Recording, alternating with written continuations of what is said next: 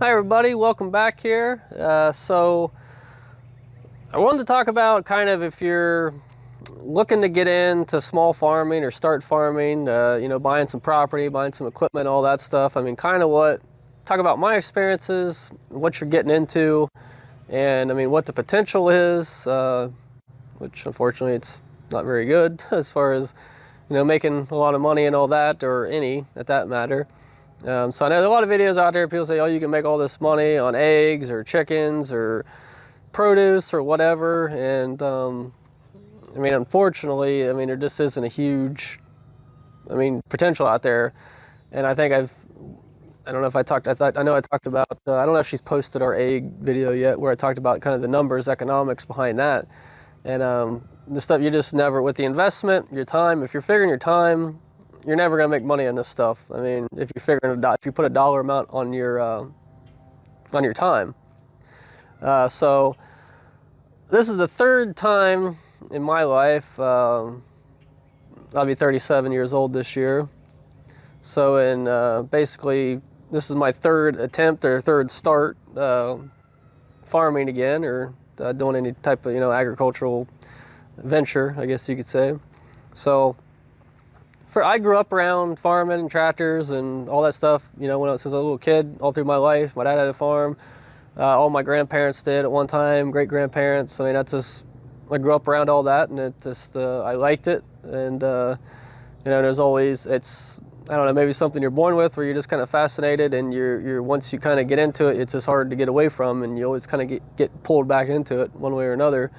I mean, for me anyways. So first time I started farming, I was 16, 17 years old, roughly, still in high school. My dad had started he had another business and kind of got away. We picked up some of the ground he was doing. Me and one of my friends, or distant cousins, we kind of went in together, and we were farming almost 300 acres, at one time, right before I went into the Navy, which was kind of I look back as kind of a life-defining choice at that time, because I was on two paths and chose one, and sometimes regret it and think about what could have been at that point if I would have stayed on the other track. So one day, like I said, I was farming, had a bunch of equipment, had some bigger equipment. I actually had a white 2155 160 horsepower tractor cab and all that, big disc, 24-foot disc, 5 bottom plows. I mean, hay equipment, had everything, had the whole setup, and had the capacity. I could have took on, probably could have did close, well over 500 acres, and was kind of getting into the community. A lot of people knew me, a lot of people, I did other work for people. So it's, once you kind of get into a community, people know you, make connections and all that. I mean, if you lose that, it's really hard to get back in again. So I had a Navy recruiter call me out of the blue one day, and started talking and all that. It came down, I'll go talk to him. So I went down and talked to this guy in person, and I told him I wasn't interested in going on ships or anything. And he's like, oh, we have the CBs, Civil Engineer Corps, basically, and I said that's something I might be interested in. So I ended up signing up for the Navy, been in the CBs as a construction mechanic, heavy equipment mechanic, and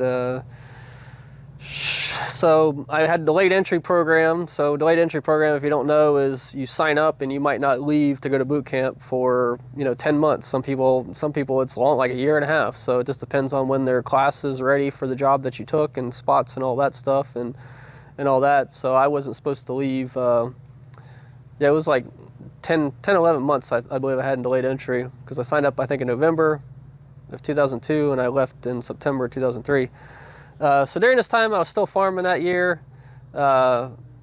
During spring break in March, me and some friends, cousin, we went out and got into a little bit of trouble, ran over some mailboxes and took one and all that, and we were the ones that actually got caught and went to jail for a night and all that stuff. And I called my recruiter and told him that what happened and all that, and said, oh yeah, we're probably gonna process you out. We're not gonna take you now, and because of legal stuff and all that. So I said, okay, whatever. So I went on my way and found another job, and farmed that year, and then kind of went on as that was going to be my life. I was going to grow, farming business, get bigger, and expand and all that. Then, like I said, I was supposed to go to the boot camp in September of 2003, and I got a call like in August, you know, from this Navy recruiter. He's like, "Hey, you ready to go?" And I'm like, "What are you talking about? You said that I was out." And he's like, "No, I guess they came back and, you know, said that you were good to go." And I'm like, "Why didn't you tell me this months ago?" You know. So I had to make like a last minute decision, you know, kind of give all that up and, you know, go in the Navy and take that path. But I had originally planned on just going in for like 5 years, then coming back home and starting my thing back up again. But I ended up going I ended up going to the Navy, and obviously, and stayed in for almost 10 years, and then moved back to a different area up here to Northeast Ohio where my dad and his business were at. And so once I moved up here, we bought this little place, 5 acres up here, and, you know, started kind of buying tractors again and getting back into it. And, you know, then we started doing a little bit of farming with my dad and all that stuff. And then I had another business, a little excavating business, and that had some financial problems, people not paying and all that stuff. So I ended up, had a job offer up in Minnesota. So I had an auction here, sold all my farm equipment, construction equipment, everything. And kind of, you know, that was kind of just, again, when I was kind of getting to know people in the area and the community, picking up more ground and stuff like that. And like I said, again, we kind of bailed out, sold everything. And so that was my second attempt, even though I really didn't get too big or get into a lot. So got out of it, and I went up to Minnesota, worked up there for a little over a year. And my wife, she lost her job, had her company shut down up there. So we had this house we were renting here. So we decided to move back down here in 2015, and so kind of slowly, little by little, I bought more equipment and you know, drug more stuff in here. Then you know, my dad sold his farm in 2019, and you know, then I was able, after he left, there was, you know, some property available and stuff, so I was able to pick up some more ground, and, you know, we have what we have now. You know, almost 100 acres, I guess. We had maybe not quite, maybe 80, so roughly, of hay and small grains, and we do a little bit of produce.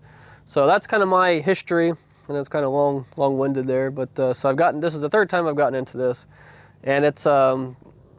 It's buying this equipment, you know, and like I said, a lot of people don't figure their labor, but I mean, if you figure your hours you put into this, it's a lot of time if you put a dollar amount onto it, and a lot of money. And just the equipment alone, I mean, I've probably got tractors, everything. I mean, I've probably got $60,000 to $75,000 of equipment here. You know, and that's a lot of stuff. You know, a lot of money to put into, you know, hobby / trying to start a small business with, you know, in the way this market is. I mean, the way the farming agricultural market is. So I mean, I've tried it all, guys. I mean, we've done. My dad had a business, a farm business as well. They were certified organic for a while, so they were even doing, you know, like I said, the certified organic stuff, which brings the premium. They had 40 acres down there. They were doing produce. They were doing they were selling feed, mixing, you know, growing crops and milling their own grain and all that, and selling chicken feed, hog feed, and all that good stuff. And then, like I said, they were raising meat birds, you know, like 1,000 a year, doing those. They were doing the egg thing, and you know, and the numbers just didn't work out, you know. And they got out of it. And, you know, after a while, my dad and his girlfriend, they split up and they sold that place down. My dad sold his farm down here. So, you know, there's always this like sexy attraction to me to like get, you know, to that idea of, you know, you're raising produce, selling it to people. You know, you like to see people like to put out a good product, you know, and then see somebody else get use of it. Then, you know, you think that you can make some money on it too and do what you like to do. But the fact of the matter is, I mean, it's just really hard. I mean, unless there's really only 2 ways that you're going to be able to be profitable in this business. I mean, or maybe 3. One is, there's a lot of people do these organic farms and stuff like that, or small farms, and nothing against it or anything, but a lot of people, they're working, they apply for grants, they're working off grants and stuff like that, and also like writing books. I mean, a lot of people are interested in this topic, so there's a lot of writers out there. And so I mean, if you're doing grants and stuff like that, that's one source of keeping things going or getting started. And if you're doing other stuff like books and stuff like that, that's another source of income as well. And they kind of work hand in hand, supporting each other. Second, I mean, if you've had a family or farm in your family for years and you've had everything passed down where you didn't have to buy anything, house is paid for, you got equipment, you got land, and I mean, and it's already an established business per se, because I mean, this is a business. I mean, that's what I try to make it into, but just you know, it is what it is. So that's the second way. And I guess the third way, I mean, if you have something really specialized that you have a customer that's going to pay you, you know, an X amount income, whatever you're doing. I mean, but if you have, you know, a dedicated, like I said, customer or customers that that you have basically guaranteed income from, is another way to be successful. But just trying to grow produce and all that, eggs and chickens and, you know, meat birds. It's just trying to sell it at you know, the farmers markets and stuff like that. And off you know, out by the road here. I mean, the time that you have in it, it's never, you're never gonna be able to be self-sustaining, basically. I mean, it seems like with me, you just have to keep pumping money into it. I don't even want, I mean, I have that Tractor Supply neighbor rewards thing where you can see how much money you spent and all that. And I know it's only almost September here, and I don't even want to say how much I spent down there because I don't want to tell my wife, for one thing. So, because you know, and that's the other thing too with all this is, my wife, she absolutely hates I mean, I've got her to where she likes having a bigger property. She doesn't like living in the subdivision developments, stuff like that. She likes having property where the kids, you know, it's our space. The kids can play and have their little adventures and all that. And, you know, privacy, it's nice too, and being able to kind of do what you want. But she don't like it. She just thinks it's just about me driving tractors around, and personally, it's not. That isn't what it is. I mean, yeah, I like tractors, and it's always been a fascination of mine. But there's something more. It's about kind of the connection with the land and the animals that you have and all that, and taking care of something. I mean, starting, you know, putting a seed in the ground and watching it grow, and you know, it's frustrating. I mean, working on this old equipment, something's always breaking. There's always something always giving you trouble. Nothing works like it should. So it's not, I mean, I enjoy every minute. I mean, I don't want to say every minute of it, but there's just a connection. I think either you're kind of born with it, or maybe you gain it after doing it. You just, you love doing this and all the problems that come with it. And a lot of times, like, you would actually, like, if I had the money, I would pay to do this. You know, if I won the lottery or something, I'd probably go buy, you know, 100-acre farm somewhere and just pour money into it if I had the money. So that's how much I like doing it. And like I said, even with all the frustrations, you know, chickens out all over the place. You know, there always something's attacking them, and you know, equipment breaking down. So I mean, there's a lot of frustration, but it's something you have to like doing it, or to stick with it. But like I said, with my wife, she doesn't like it. She thinks it's a waste of money. It's just a dumb hobby.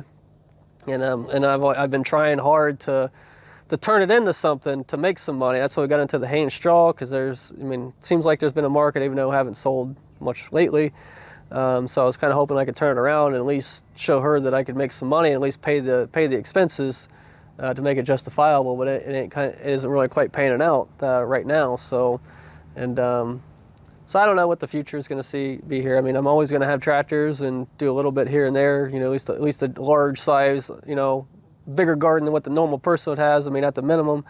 So I just want to kind of throw my experiences out there, and you know, kind of talk about what goes into this. I mean, and it's hugely capital. I mean, it's very capital intensive. I mean, to get started in this, I mean, just buying the land prices are way up. I mean, even up here in Northeast Ohio in our area, I mean, you know, places, you know, you used to be able to buy for $3,000-$4,000 an acre. Now everything's like up to like $8,000-$10,000 an acre. So just buying the property and taxes and all that stuff, and then if, like I said, you know, even for like 5 acres with a house on it around here, I mean, you're going to be probably into a minimum of $250 for the most part, if not more, depending on the house and buildings and all that stuff. So, I mean, like I said, we've invested a lot of money here, and like I said, it's yet to really pan out. And you know, I've tried a lot of different things. You know, we've tried the eggs, we've tried produce, you know, and you work your butt off and all that. You know, my father-in-law helps out and puts a lot into it, and like our produce, I mean, one year he did the whole summer, my father-in-law, and I think we, on the roadside stand and all that, I mean, we did like 4,000. I mean, which, yeah, it seems like when you only spent, you know, $500 in the seeds and material, fertilizer and all that, seems like a good amount of money. But when you're working 4, 5, 6 hours a day and, you know, all summer, it's not really that much. So, it's like I said, this is really something you got to enjoy doing. If you're trying to get in this, thinking you're gonna make a bunch of money, it's probably not gonna happen. Like I said, unless you got some special plan or something like that, or got some deal with somebody, or you know, able to get a place given to you and all the equipment and all that. But you're gonna put a lot of money into this. I mean, and we're not that big, so. But anyways, guys, I just wanted to talk about this for a while, throw it out there. So just kind of the real deal. I mean, like I said, there's a lot of stuff out, just like in my trucking channel. There's guys that act like there's these roads paved to gold, you know, in the trucking business, and it's not always that way. The small farm thing, it's not only that way, it's the same way. I mean, you're nine times out of 10, I mean, you're gonna make very little money. You know, you might be able to cover your expenses if you're lucky, but it's like I said, it's more something you got to enjoy doing, and kind of as a hobby / business. I mean, if I could make my stuff if I could make it pay for itself, you know, then you know, we'd be satisfied. I think that might satisfy my wife, but it is what it is. So anyways, guys, just thought I'd throw my experiences out there, and kind of what we got going on here, and talk a little numbers. I mean, actual numbers are, I have to get out our tax returns, and we might talk about that in another video. So as far as what actually have invested and what we made and all that. So, but anyways, guys, thanks for watching. Subscribe if you're not already. Hit the bell for your updates, like the video, all that good stuff. And if you're interested in the trucking stuff, I mean, we always cross-promote both of our channels, trucking, maintenance, heavy equipment maintenance, and all that stuff. You can check out our other channel as well. So thanks for watching, thanks for the support, and we'll see you next time.